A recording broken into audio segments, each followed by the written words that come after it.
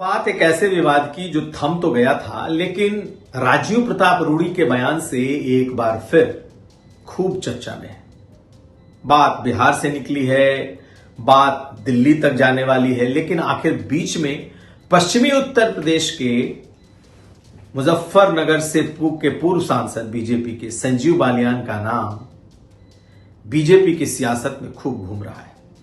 तो संजीव बालियान को जान लीजिए, बीजेपी के कद्दावर नेता हैं, मुजफ्फरनगर से सांसद रह चुके हैं, लेकिन इस बार वो हार गए।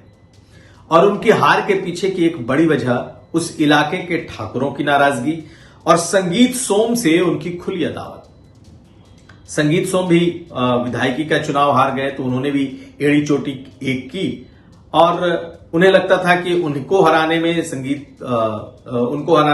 संजीव बालियान का योगदान है, तो उन्होंने भी पार्टी के में रहते हुए खुल्लम खुल्ला संजीव बालियान की मुखालफत की और संजीव बालियान भी पार्लियामेंट चुनाव हार गए।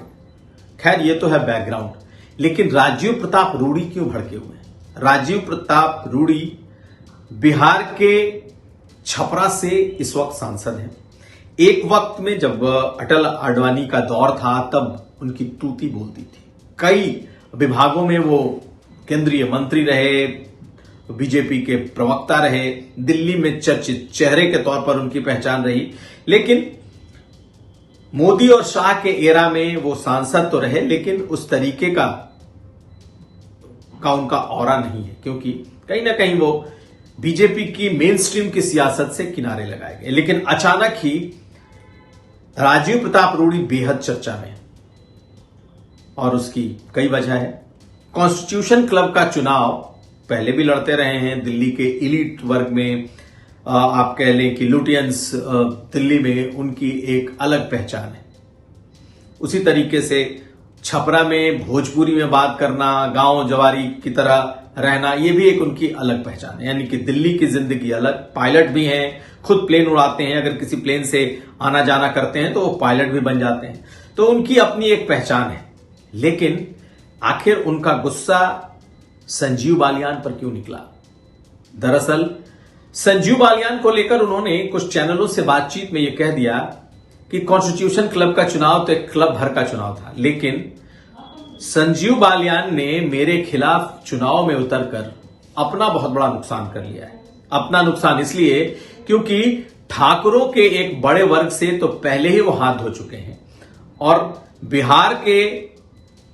बिहार में जाट मुझे तो वोट नहीं करते, लेकिन उनके इलाके में ठाकुर बहुत हैं और मेरे खिलाफ चुनाव लड़कर उन्होंने बचे खुचे ठाकुरों को भी, यानी वहां बिहार में राजपूत भी कहते हैं, जबकि ठाकुर पश्चिमी उत्तर प्रदेश में कहते हैं, उनको तो नाराज कर लिया है।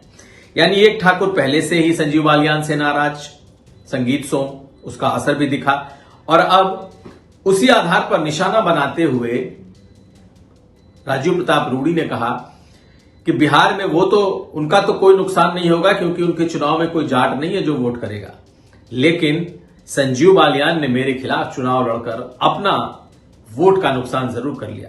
आज भी 2 लाख वोट उनके क्षेत्र में है और अगर उन्होंने मेरे खिलाफ चुनाव लड़ा है तो ये समझ लें कि वो बेशक मोहरे हो किसी के, लेकिन अल्टीमेटली नुकसान उन्हीं को होगा, क्योंकि अब ये ठाकुर बनाम जाट की लड़ाई हो गई थी। खैर, देखना यह है कि क्या सचमुच संजीव बालियान को इस बिरादरी का नुकसान होगा।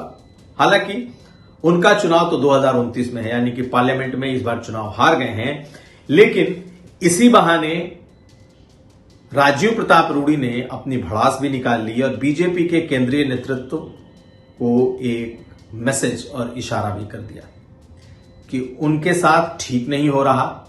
दूसरी बात, वो किसी और के मोहरे के साथ, जो उनका अपना कहना था कि ये लड़ाई कहीं और की थी, जो लड़ रहे थे संजीव बालियान।